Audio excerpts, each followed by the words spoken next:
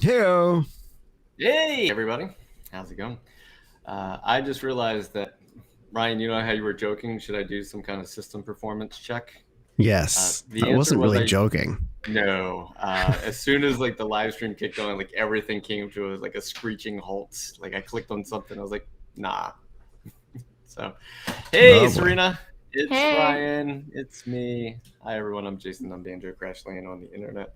Serena, she networks on the internet. Ryan is, I don't know, RGP photog on the internet. That's it. That's one. And Serena and I today are going to talk about job hunting. Damn, Ryan's voice is like a radio host. It's true. He is just like butter. He has this thing going through like 14 different filters for it to work. All right, so today we're This talking is about true. job hunting. And so Serena and I are going to talk about job hunting, and we'll see if my screen actually shares. So Ryan, if you could share my screen here. And I was going to say we're brought to you by Antisyphon and Black Hills Information Security, but it's right here on the screen. So I'll just take that as a sign that John talked about this. He's got a SOC skills class coming up soon. But today we want to do something called LinkedIn profile reviews. So what we're going to do is we're going to review your LinkedIn profile, but from the aspect of job hunting. And if you're wondering why this is, well, we teach at Antisyphon Training. We do services at Black Hills. Like people want to work for us. We do training for people so that they can get better at what they do. And then, I mean, the goal of that is to be better at their work and to get better jobs. And so we're like, well, we should probably talk about job hunting as a part of this because lately I've been getting a lot of questions about job hunting. Like I did a job hunting live stream for 2 years, 211 people found jobs from it. But very recently I've been getting a lot more messages on LinkedIn for people who are job hunting. Serena, you do something too for job hunters. Yeah, sometimes I'll do TikTok lives to help people kind of determine what they should be looking for like entry level positions. What skills would be good to put in your resume. I think a lot of people don't realize that skills they already possess are still relevant even if it's a career change because like things like communication, soft skills, time management, all that can still matter. So For yeah. sure. So what I'd like to do is for someone to throw their LinkedIn profile into the chat. Now I'm going to need Ryan to then take that and stick it into the private chat. So because for some reason I can't copy and paste. So if you can find a way to copy and paste that into the private chat, then I can click on it. But I I can't think I copy have a and way. paste from the chat overlay. So if somebody would like to be the person that we do a LinkedIn profile review, just go ahead and put it into the chat. If not, then I will just randomly go to someone's LinkedIn profile and then judge it. But no, that's not what I want to do. I want to make your LinkedIn profile better. So if you are hearing me and you're like, I would like my link. There we go. All right, haircut fish. Let's go ahead and do yours. I always do it on a first come, first serve basis. So if I can't click on it. So he's going to put it in the private chat, which brings it up here. Then I bring down here. All right. So, Dan Reardon. Dan, I believe we met you at B-Sides Charm. If that is correct. Just go ahead and say correct. Eddie, we might get a chance to get to you. And also, Ron Mays, thanks for putting it in there. And John C. Wyatt, we'll see if we can get to yours too. All right, so we're going to take a look at this. Now, Serena, I'm going to like bounce back and forth, for you to get your opinion. And I want this to be very clear. This is my opinion as a person who has helped people do a LinkedIn profile review, like improvements over the course of like the last couple of years. So this is my honest assessment. This isn't every recruiter's honest assessment. This isn't every hiring manager's honest assessment. This is from a person who does marketing for a living, telling you a better way to market yourself. All right, so we got this up here. So Serena, we'll go ahead and read this together. It says IT Tech Sysadmin, Google IT Support Professional Certificate, top 2% will try to hack me with a personal best of a 110-day streak. So all of this looks pretty easy to read to me. You don't have the alphabet soup that sometimes I see where it's just a series of acronyms that you hope people understand. And I don't think you have that up here. I think IT Tech makes sense. Sysadmin makes sense. Google IT Support Professional Certificate, that's spelled out. And top 2% will try to hack me. Now, those of you that know, what that means is 98% of the people who, all right, let me rephrase it. 90% of the people who sign up for Try to Hack Me don't actually do anything on the account. So you're in that 10% who actually do something with it. And then you're in that top 2% of people who actually use it on a daily basis with that daily streak. Now, if that daily streak's not real, if that daily streak is old, if that daily streak is not as of today, then it's weird to have it. Serena, what are your thoughts? I think it's clear because he says a personal best. Oh, yeah. So to me, it's like, oh, at some point, I didn't really assume that was like current. But I think like having that verbiage there is beneficial. Yep. Now, I do see that you have 101 followers, 83 connections, and I'm not judging you on that. What I'm going to say is that the way that LinkedIn works, so the way that LinkedIn's algorithm works and everything like that, is that if you go into a search field and you type in GCIH, and what's going to happen is everyone with the GCIH in their profile somewhere is going to show up in this list. Okay, so there's 4,700 results right now for this. But do you see how there's like 2.5 decision makers with the search, all that stuff, try sales navigator? I don't need that. So the way that LinkedIn works is that you can see the first, second, and third connections by having just a regular account. So if I say third connections, what that means is someone who is connected to me, who's connected to that person, who's connected to that person. So it's the third connection, which if I get all the way down here, it's going to be 1,300 people who have GCIH somewhere in their profile. Now, when I go back to your profile, which I probably shouldn't have left your profile because now I have to go back to your profile. When you only have 83 connections, that means you have a very limited view of what's available in LinkedIn.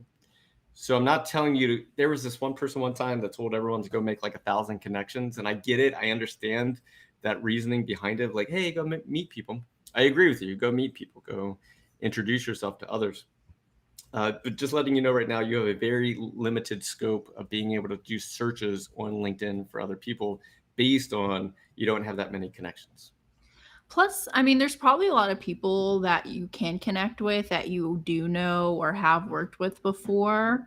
Like one time I got a job because I met somebody at a different job interview a couple years before, and then we connected on LinkedIn, and then 2 years later he helped me get a job at a different company. So like it's always, I don't personally use LinkedIn anymore because I don't want another job. But yeah, I mean, there's probably some people that you could even like through your contacts or something you could add to kind of expand that. So I know that Serena doesn't job hunt anymore, but I job hunt 10 to 15 minutes a day. And it's not because I don't like the job that I have, which sounds weird to like Jason job hunt. And it's only because John Strand likes to go on action adventures. So right now he's somewhere in Yellowstone Park, probably rappelling off of something. And I'm always concerned that he's just going to not come back from one of these trips. And then at that point, I'm like, okay, all right. All right. So let's go through here. I'm going to spend a few minutes on your About Me section. And the reason I'm going to spend some time here on this About Me section is because getting used to talking about yourself here is how you start getting used to talking about yourself in an interview. Like Serena, like you've gotten to the point where you're on the internet, you're used to people knowing who you are, you're used to engaging with people. Not everyone's like that. And so when that interview comes, they're like, I don't know what to talk about. Or like, if someone was like, hey, Jason, tell me like 5 things that are really good about you, I'd be like, oh, God. All right. That's awkward. So that's what this is all about, is like saying the nice things about yourself. And so you have to get used to saying the nice things about yourself. All right. So it starts off with, I have been interested in tech and electronics from an early age. Okay. Nice hook. I always love to take apart electronics to see how they work. Now, I don't know about you, but Haircut Fish right now Dan is going through that like, oh my God, he's reading it out loud on the internet. And you're about to find every mistake that you didn't know you had in this About Me section as I read it out loud in front of you and in front of everybody else. And there's a little part where your heart's starting to beat a little bit fast, and that's fine. Just remember that everyone that comes to your profile is reading this for the first time. So once you get done writing your About Me section, take like a week off, go back to it, read it again, read it out loud, painstakingly slow, and see what it actually says. So I always love to take apart electronics to see how they work, both internally and externally. Okay. Furthermore, I have recently, Feb 22, completed the Google IT Support Personal Certificate course through Coursera. Through completion of the Google IT Support Professional Certificate course, I developed skills in customer service, networking, operating systems, including Windows and Linux, system administration, and security. My training included hands-on practice in these areas. I'm passionate about continuously learning in the IT field and supporting people to solve their technical problems. I am currently going through different rooms, try to hack me to work on my skills as a pen tester and grow my knowledge in cybersecurity. The more I learn about cybersecurity, the more passionate I want to help and share my knowledge with others. All right, before I give my thoughts, Serena, any immediate feedback?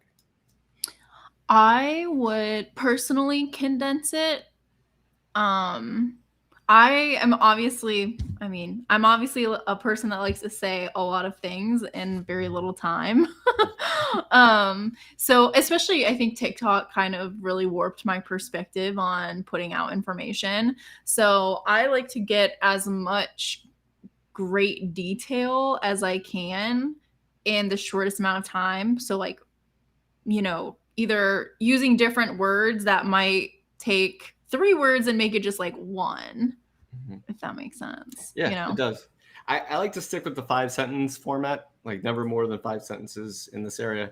And here's the first sentence. The first sentence is always, what do you convert money into? Like that's the most simplest way I can put this. Like haircut fish, Dan, if I was to give you money to do work, what would you convert that money into? Would you make my network secure?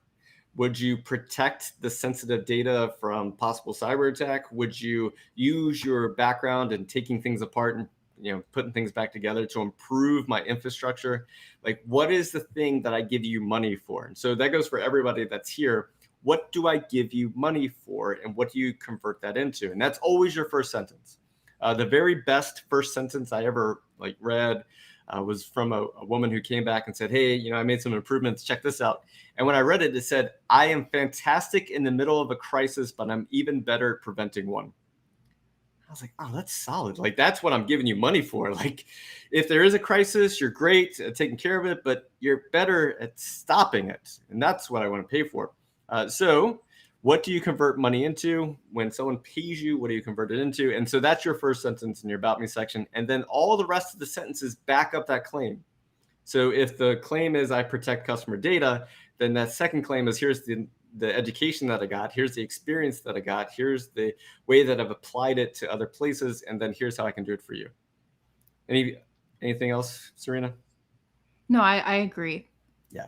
So I like, and Jason, you might be familiar with this, but I don't know if you ever had to do, like when you were in the military, they did bullet points on those reviews. And I forget how exactly they were structured. I should probably look that up because I always kind of I don't like the very strictness of it, but I think there's some value of like how they were structured and how it like made like numbers. You can show an impact on what you're doing as well. Yep. Yeah, and the one thing about numbers is as long as it's not giving away, and we're going to take a look at this right here, because there's possible places for you to work in numbers here. So I love that you have a bullet point. So for everyone watching right now, have something that says information starts and information stops. Information starts, information stops, information starts, information stops, information starts, information stops. And the reason why is because your human brain likes that. And since your human brain likes that, please make sure you do that for anyone that's coming to read your information.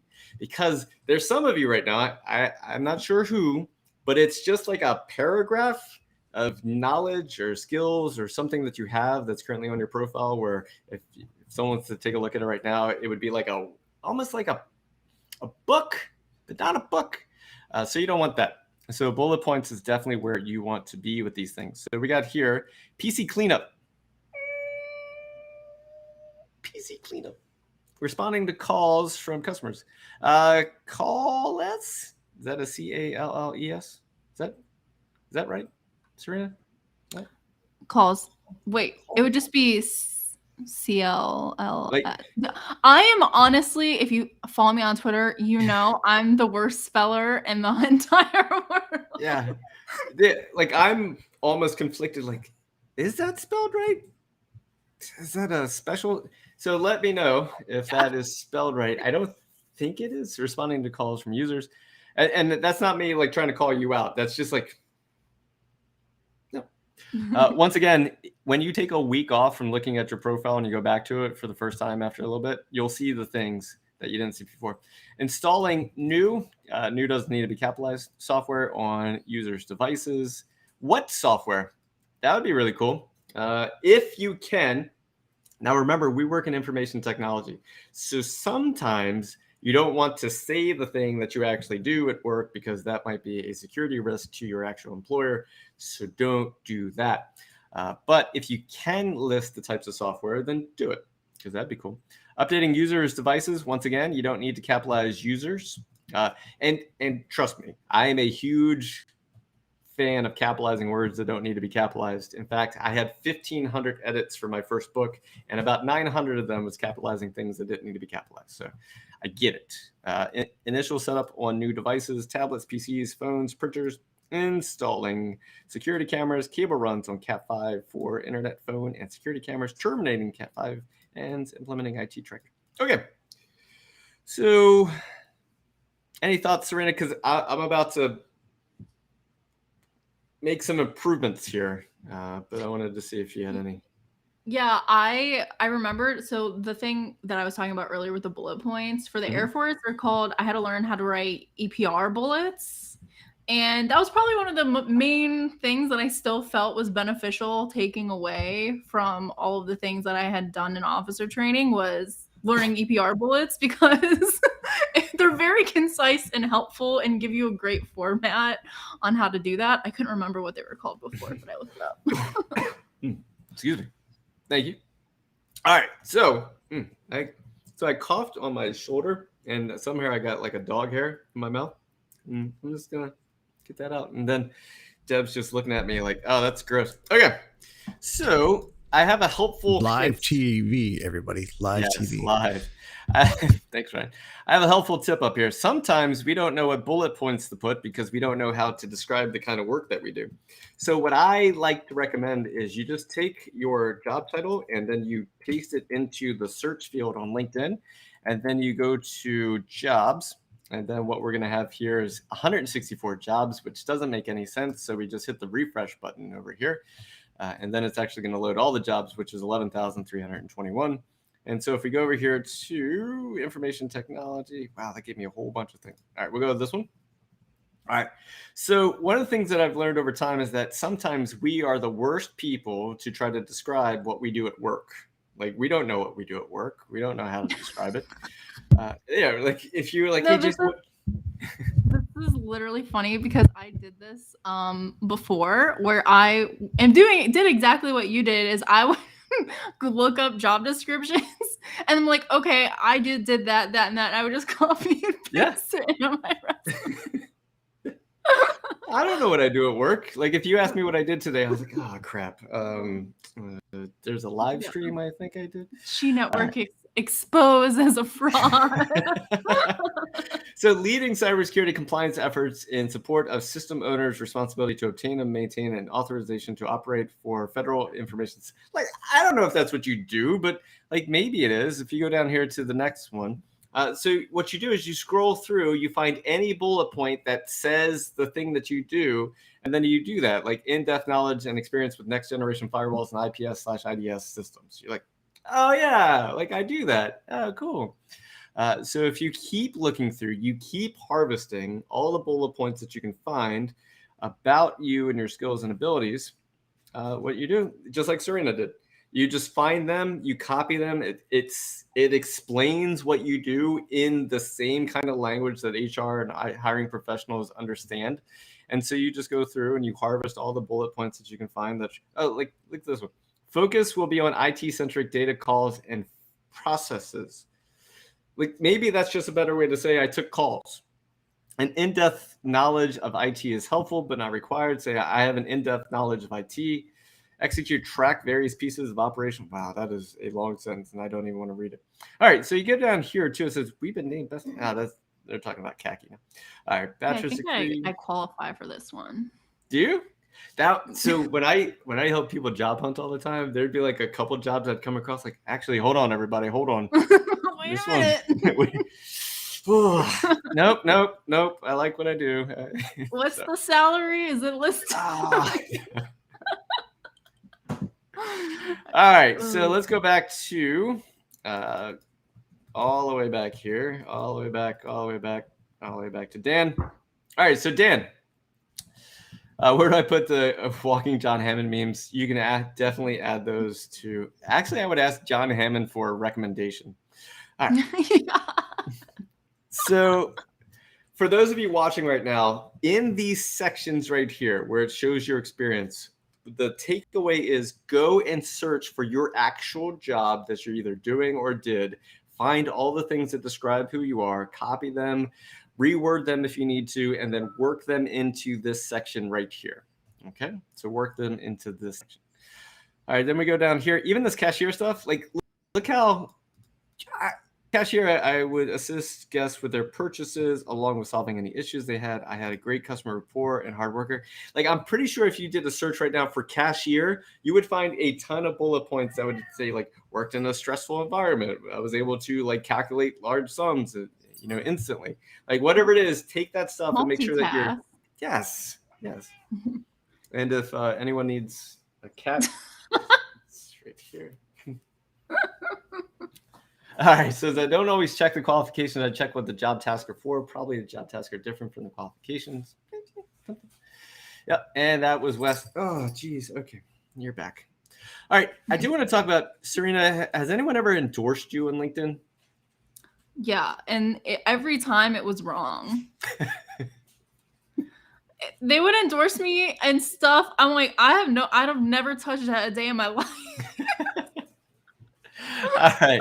So down here, and I know that you only have 83 connections so far, so you don't have that many opportunities to ask. But Dan, I'm pretty sure if you ask John Hammond, different person. If you asked John Hammond to write you a recommendation and you gave him like some very specifics, like, hey, would you write me a recommendation on how I create engaging memes about you and put them on the internet? He's like, actually, dude, I'll probably talk about that right now. All right. So if there's this thing over here called More, and right now it's like save to PDF, all this stuff, message. Let me show you where it's at. All right, so I'm going to go over here to my own profile to show you what this thing is. So if I click on my own profile, if you didn't know this section was here, if I click on More, it says build a resume, share profile message. That's not what I want. What I want is to go over here, down here. Okay. And it says show all pending. I didn't know I had any pending. All right, if I go to the plus symbol, it says ask for a recommendation. So this is what I want everyone to do. Like, you can, in your own profile, Dan, you can go to that More section and it's going to have a thing that says ask for recommendation. So Dan, More, ask for recommendation. So I'm going to ask for a recommendation. Now, I'm going to ask for one from, let's see. You get to type in here anything you want. So I'm going to bring up my wife. So that's my wife right there, Jacqueline Blanchard. And then it's like, all right, cool. How do you know this person? All right, let's see. Jacqueline managed me directly. That doesn't seem right. More senior too? No? Worked with you in this different group. Okay. All right, then let's say we did this at one of these jobs that I had. Let's just pick this one. Okay. Now, it says right here, hi, Jacqueline. This is the message that it will send. It says, hi, Jacqueline, would you write me a recommendation, please? That is nice, but it's terrible. Okay, and here's the reason why it's terrible. Because no one wants this. Like, Serena, if I sent you like, hey, Serena, could you write me a recommendation? Like, I'm pretty sure you'd be like, oh, crap. It feels like more work. It does. It Yeah. feels like work. So I'm going to try to take some of the work out of it for everybody. So I'm going to zoom in here so that way you can read this real clear. It says, hi, Jacqueline, would you write me a recommendation about when we worked together on blank at blank. So when you do that, all right, so Serena, if I said, Serena, would you write me a recommendation? You'd be like, like, because now it's blue skies. Like you can write it about anything, and then you have to like, well, what part do I want to write about? Do I want to write about how Jason and I worked on this live stream together? Or do I want to talk about how he gave me the Twitter account, and then like none of us got fired? That was pretty cool. Like if I asked you for a very specific thing, then you could write a very specific thing back to me. So that's what I want everyone to do. Like when you ask someone for a write a recommendation, like, would you write me a recommendation about when we work together on at, so that way when the person gets it, they're like, oh, sure. You could even say something like this. Could you write a recommendation about my work ethic when we work together on at? Now, all of a sudden, someone's like, oh, that's even easier. I'll just write about how you showed up on time all the time and you were always fun to be around. Or you say, could you, about my creativity when we work together on at? And I have the burps right now. Live TV. All right. So, hi, Jacqueline. Would you write me a recommendation about my creativity when we work together on at? So all of a sudden, this becomes not as much of a heavy task for somebody. It's still work, but it's less work because they don't have to think as hard. All right. So now what do you do with this? All right. So Serena, I'm going to show you something weird here. Live TV, of course, right? And I want to get your feedback on it because it's going to be weird. Okay. All right. So remember how we talked about the About Me section? You know, like you say all these things. What do you convert money into and stuff? And you can have your own personal feelings here. So mine is, if you take a look at my About Me section, it says, I produce engaging content that earns people's attention and use that to build genuine, thriving communities. That's what I get paid for. That's what I convert money into. Second sentence is, send me a message. Let's grab hot chocolate or coffee and swap stories. All right. Like and then here's the weird part. Instead of me saying things about myself, I used the recommendations down here that people wrote about me. So when you ask people for recommendations, you just go and then you take a look at the recommendation and you find that one sentence. He is creative and selfless in what he does by investing in others, by giving back his time for the greater good of the emerging community. Okay. So you find that nugget, that one thing that's inside that recommendation that says what you want it to say to everybody else. And then you just put it in your About Me section. He is creative and selfless in what he does by investing in others and giving back for his time for the greater good of the emerging community. So I just say who wrote that. He works well with large teams and can immediately make himself a valuable member and respected member. He is always approachable and give. Now, I could say I can juggle multiple projects. I can say I'm approachable. I can say I work well with large teams, and I could say I'm selfless. But isn't it nicer when someone else says it for me? So, Serena, this is weird. What are your thoughts? No, I like it. I was really just thinking about how you have 31 recommendations. It's like, that's a lot. And then I was thinking, would 31 people write a recommendation about me? Probably not. There's probably some people here. Yeah. So Waiting the Log says, now I feel bad when Jason asked me for a recommendation. You should, Wade. You should. But now. Is it okay to have a quote of me, Moo too, in your bio section? I think it's okay to have a quote about anyone that wrote something about you. 37 pieces, right? Yeah, it's a lot of flair. All right. So the thing that I wanted to just talk about is when you're job hunting, don't be like everybody else. Don't be like everybody else. Because if you're like everyone else, then you're just like in the stack with everybody else. Like you're just like everybody else. Send your resume certified mail. So then you know that they got it. Yeah. So Jason's like, no. No, so back when they actually, all right, Serena recently told me, is it okay that I tell people that you said that I'm the same age as your dad? Yeah. I guess we're live. All right. So I'm apparently like the same age as Serena's dad, which is really throwing me off.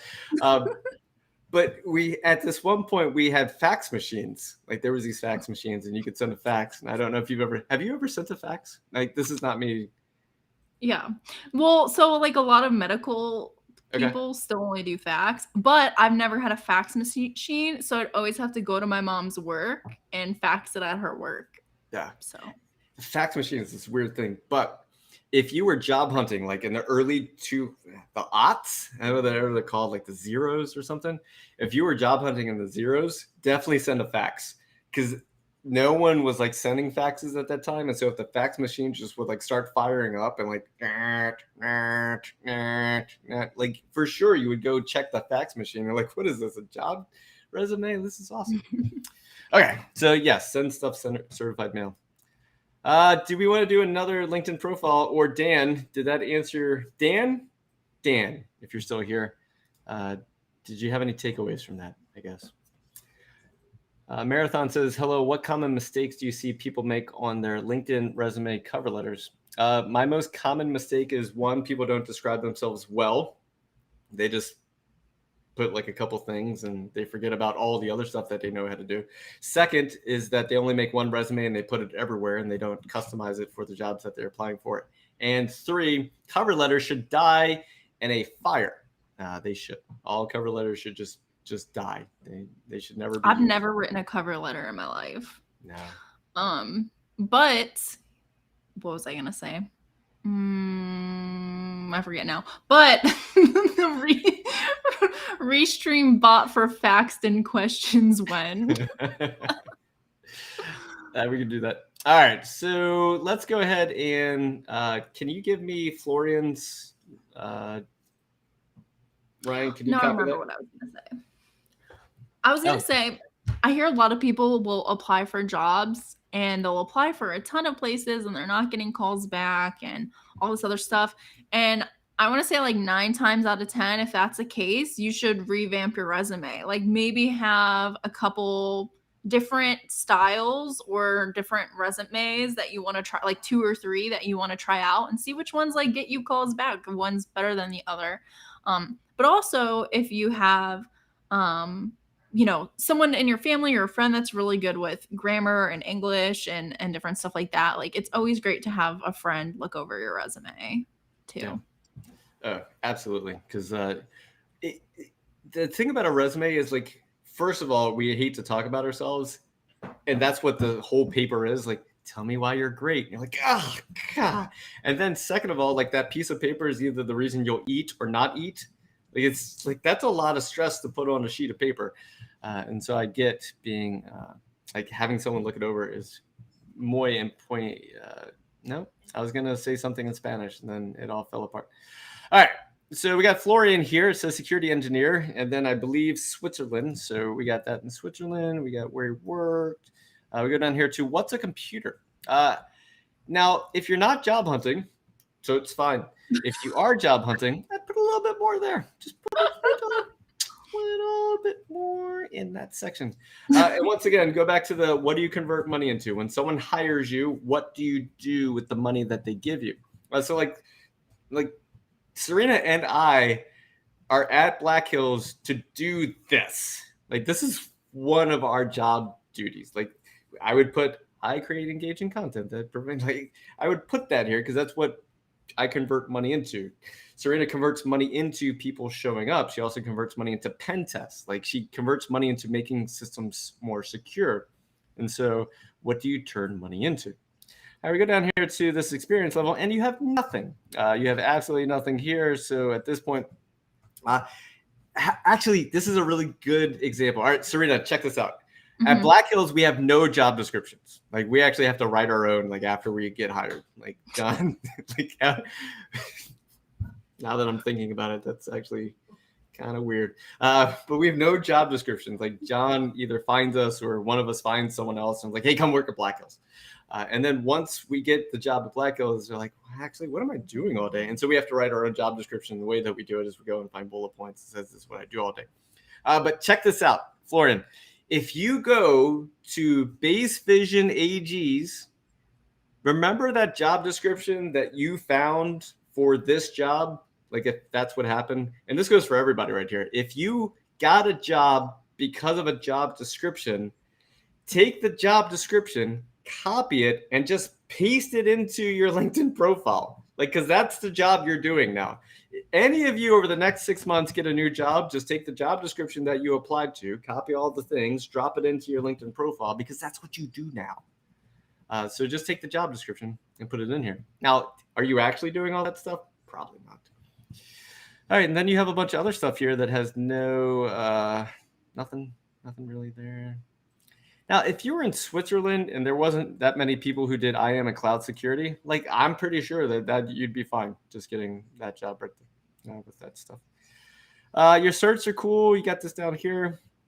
I hate that stuff is so far down on the page. If it's important, add it to your About Me section. If there's something that you think is important, put it up here instead of expecting people to keep scrolling all the way down. So that goes for like quotes and things like that too. And then let's take a look at, you have 500 plus connections. So you've met a lot of people. You also have connections that I have. So Dave Kennedy and Paula and others. So I don't know if that helped anything. So they raised the building where I spent most of my working life, and those upper level folks are retired or scattered to the wind. Any suggestions for handling that? I wasn't expecting that.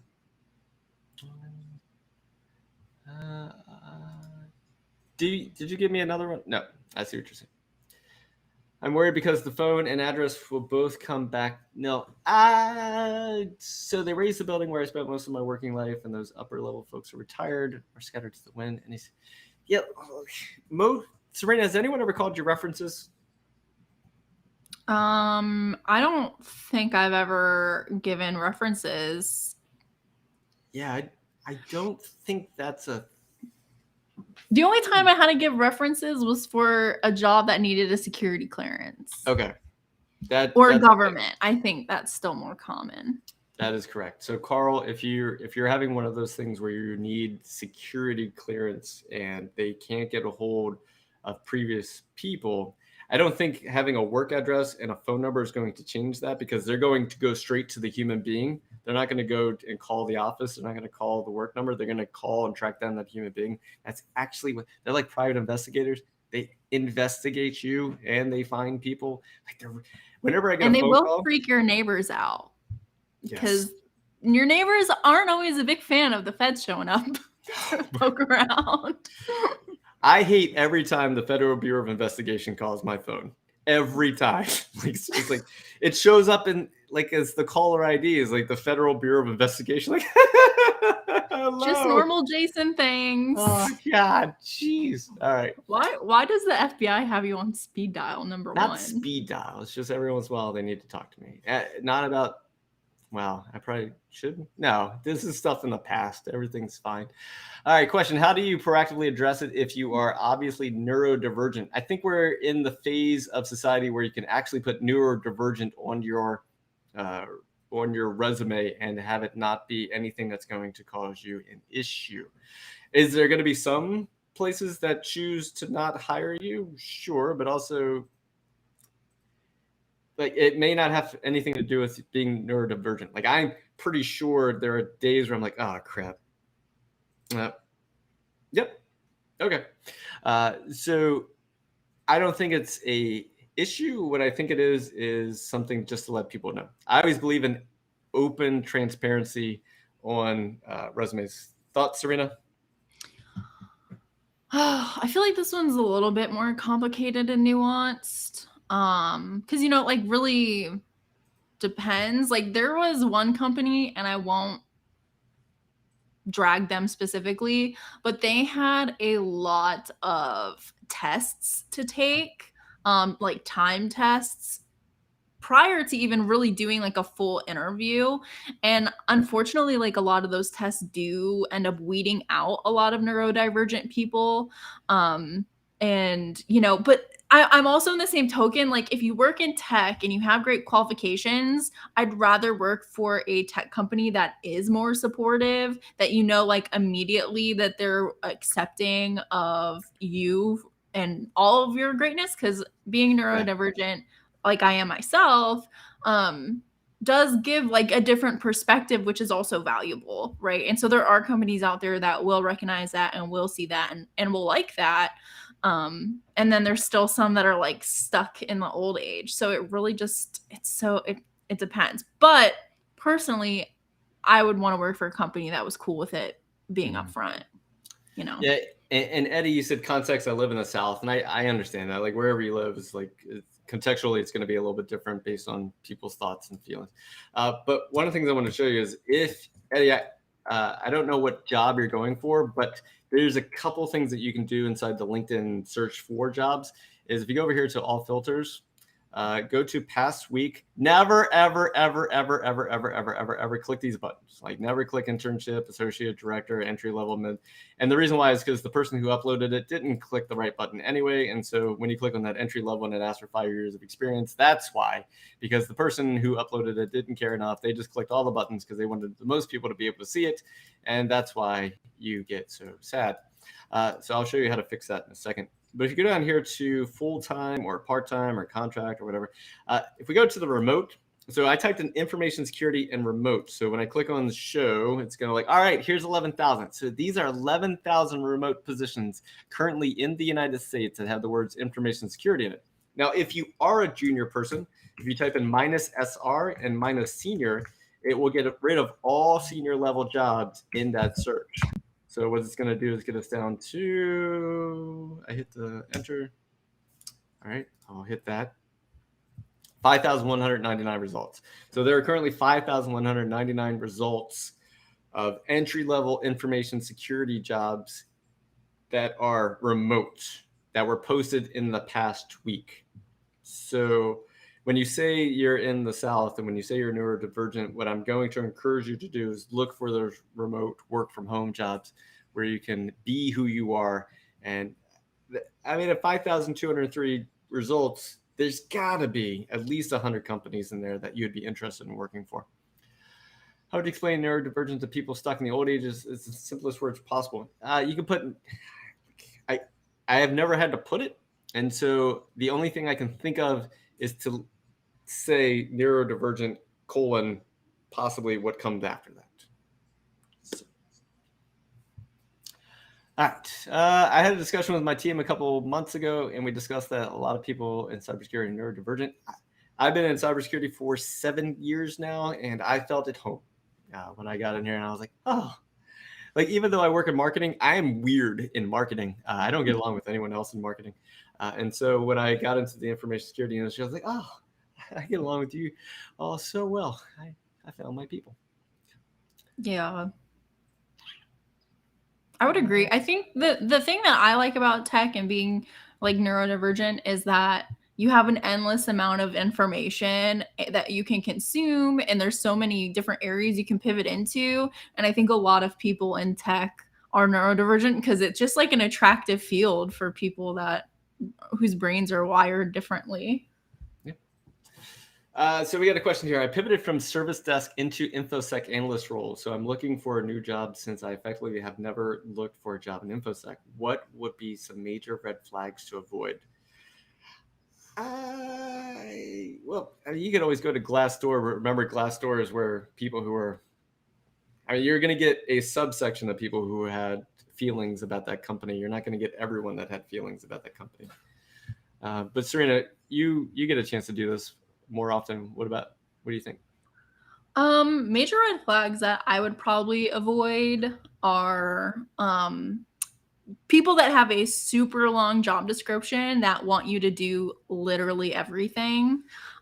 Because especially if it's at a larger company or something, it seems like they're just trying to cram in like 3 or 4 jobs into one role, and pay them as one person doing one of those jobs. So, like be careful when you're looking at that. Other red flags would be like if they're like, oh, we want you to have, 10 years of experience in Docker or something that's not even been around for that long. Yeah.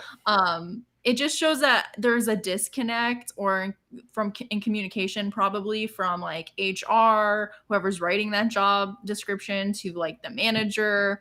And that can kind of be some red flags sometimes. Like when I was working at Cisco, I was the technical lead for data center customer success. And the first thing that I did when I took over that role was revamp the job description and revamp what we were looking for those roles. Because I was like, we need all of these things and we have multiple positions, but we don't need everyone to be an expert in all of those things. We just need someone to be an expert in one of these things on the team, right? Yeah.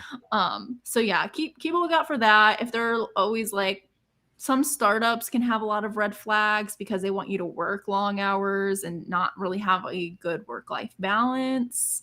We're a family and high-paced environment, and like Yeah. all this other stuff can be a red flag too. Yeah, I like that family thing. Like I don't refer to Black Hills as a family. Like even though I really enjoy you all, I love working here. We are definitely a team. And so when everyone's like, "Hey, we're like a family," I was like, "No, my family is like a family."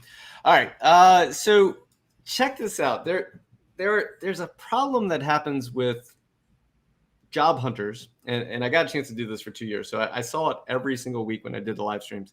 Is that, like Serena said, that was a really good point. Like when you, the job hunter, see something here like experience with an aptitude for understanding and articulating technical solutions. That's a weird sentence. But the other thing here is that it says experience with, is that some job hunters always assume every bullet point means an expert in. So just because it says experience working with or as a solution architect, CIO, or similar role, like I'm not saying like, for the entry level people, but when it says experience with, it doesn't say expert as a solution architect, CIO, or similar role. It doesn't say expert with an aptitude. It doesn't say it does say expertise in. It says excellent. So if it doesn't say expert, please don't assume it isn't expert. And so at some point you're gonna have to be like, I'm not an expert in it, but I know it, so I'm gonna be okay with it. Wow, political savvy. This is like a red flag company. Like all this stuff for me is like politically savvy and awareness of ability to respond to operating environments. No thanks. All right. That's like a weird line. I don't even know what they're meaning by that. Yeah. I was like, okay, I understand. And then they threw operating systems on the end of that. And I was like, wait, what? Yeah. All right, we're going to take a look at one more profile, and then we'll be done for today. And it is, I'm going to, unfortunately, butcher the way to say this name. And it's not out of disrespect. It's just out of the fact that I don't say names like this that often. So, Abiyet? I think it's Abhijit. Abhijit. Okay. So which one's right? Tell us who's closer. Yeah, tell us who's closer, Jason or Serena. All right. So it says security researcher, student, learning mysterious ways of offensive security, learning mysterious ways of IT troubleshooter. New Delhi, India, 500 contacts. All right. Talks about Infosec. Security researcher, student, learning mysterious ways of offensive security, IT troubleshooter. Serena, thoughts?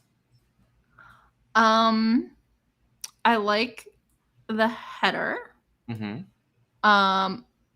That's cool. It seems like there's watermarks on there. Oh yeah. So that, if you want to keep a header, I mean, that would be cool. I make a lot of stuff in Canva. Might be an option. I would probably change the profile picture. Or maybe it's a conversation starter. I don't know. It depends. And then security researcher and students, I would be curious of which you have more experience in. So like if you are a student first and then you're just starting as a security researcher, I'd probably put whichever one you have more experience in. Yeah, because remember, human beings there's this thing about human beings, okay? We like context. Context helps us understand what we're looking at. Because if today we said, all right, everybody, welcome to Antisyphon live stream. Today we're going to talk about how to cook a turkey. You'd be like, why are we talking about how to cook a turkey on an like even some of you today are having a context like problem with the fact that we're talking about job hunting on an Antisyphon live stream where you're like, the context seems off. And so the same thing with human beings. Like I start building context from the moment I start reading about you. So I see security researcher, then student, which goes, are you a student or are you a security researcher or are you both? And then learning mysterious ways of offensive security. And since you capitalize offensive security, I almost assume you're talking about the company offensive security instead of offensive security being its general practice. And then IT troubleshooter. Okay. So I'm just letting you know context is being built from the moment we start reading your profile. All right. You have all the things that you've been doing. All right, here we go. Okay. First, now I'm gonna let you know I'm gonna read this, but I'm not gonna like it. I'm not gonna like reading it, and the reason I don't like reading it is because it's a lot. Serena, Yep. I almost want to have you read it. But I'm Yeah. not. No. Okay, so there's this thing, like, have you ever been in class, like Serena, have you ever been in a class where they bring up the slides and there's just so much on the slides where you're just like, nah, I'm not gonna do that.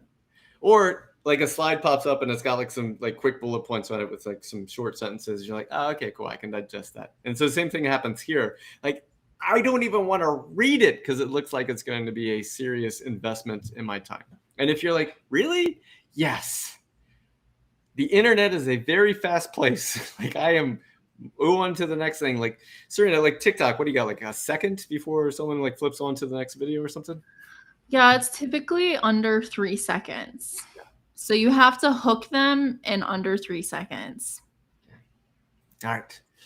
So we get here. It says, ever since I was a child, my relatives used to call me with their tech issues. So you are, and I was always like, thank you for giving us a chance to talk about this, because now we get a chance to talk about this. And there's at least 8 other people right now that are like, I need to make some changes to my own LinkedIn profile. All right. So as I walk them through the whole procedure to mitigate it, I recently came to know it as an integral part of troubleshooting. My introduction to technology began when my father brought home a Nokia 1100. I soon discovered there was more to it than just calls. I love the conversational tone of this. Like, don't get me wrong. This is a great way to have a conversation with someone at a conference. Like, you meet them at a conference, you're talking with them, you get to know each other, and this is great. I just calls and texts. It used to charge money for incoming calls, something I find, and you wrote amusing instead of amusing. Now that I think of, you talk to yourself while you're talking to us. Interesting. I explored games and other functionalities and soon mastered them. At one point, I had memorized all settings, memorized along with their functionality. I eventually ended this with this phone a couple years later. I still have it somewhere in storage where my father upgraded to a more functional role. I'm letting you know right now, if I was looking at hiring you for something, I would have quit reading by this point. Now, it is an interesting story. Like, you're leading me down a path here, but I have not gotten to with this device came. So, Serena, I had this thing I edited. I taught students how to edit videos. Mm-hmm. And whenever they're like, hey, Jason, will you watch my video? My first question is always, how long is it? Because that is like if it was 15 minutes, I'm like, okay, all right, okay. If it was like, oh, it's 3 minutes long, you're like, oh, cool, yeah, I'll watch your video. But if they said it was like 15 minutes long, I was like, okay, all right. And then, like, I don't know, because you do TikTok, like, you have to get right into it. You have to let people know. You have to hook them from the beginning, and then you have to keep their attention all the way through. But these students of mine would, like, 7 minutes, 8 minutes into it, they would like look at me being bored, and they go, wait for the end. Just wait for the end. And I was like, no. If you don't have my attention all the way through, you don't get my attention at the end. Okay. So same thing, like when you're making content, and that's what this is. You're like explaining who you are. You're creating content, and you want me to keep reading. With this device came internet, which piqued my curiosity and introduced me to a whole new world. Now I had my books and internet to experiment, and it helped me a lot to navigate through years. Fast forward to present, I am hooked to books and cherish them to a great extent. Apart from this, I love research, food, wanderlust. I love wanderlust. That's a fantastic word. Troubleshooting, and it gives me immense joy to help people solve their problems. My early experiences with technology has enabled me to understand any new technology quickly and figure out the workings in no time. It's also fueled me with a desire to secure. And there we go. There it is. I desire to secure and protect people and their data. That's the sentence right there. That's like the whole thing. You built all the way up to this sentence, and instead of building up to this sentence, start with it. Because if you start with it, then people are like, you desire to secure and protect data and people? Nice. Me too. That's what I want to hire you for. That's actually what the job's about. All right. See, like, I think like reading this, a lot of it is trying to convince the reader that you're interested in tech and you've been interested in tech for a long time. But if you already have a technical resume and you're already a student and you're already doing all those things, they already believe you. You know, they already know that you're interested. And I think some contextual background can be good, but it seems, I mean, you are a student and you are starting out in your career, so I understand sometimes people make up for maybe a lack of like experience in a role, in a job, a full-time job. But like there's still so much that you can talk about, what you're doing at school, projects that you've worked on, all these other things, and what your aspiration is to do after you graduate college or graduate school. So does that make sense? I hope that. I get the burpees again. All right. You're cut off from soda. Yeah. I'm constantly upgrading my skill set to better understand. Like this whole section right here. This is the good stuff. This resulted in my strong focus on cybersecurity domain, and particularly interest in offensive security. I'm constantly upgrading my skills to better understand. When you say whenever, and this goes for everybody, like if you say I'm constantly upgrading my skill set, put how. Don't just say I'm constantly upgrading my skill set to better understand different technologies. Like put the thing that you're doing to upgrade your skill set.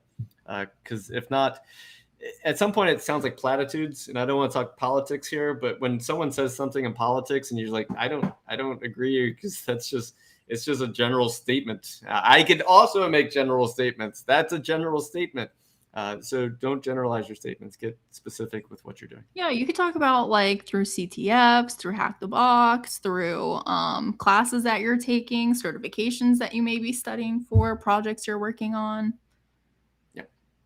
Get down here, you have this stuff, leading a team of 5 members. I love that. I love that you said you lead a team of 5 members. And the reason why is because anytime you can put some kind of quantified number in here, it lets people understand. Because if you said, I've led teams.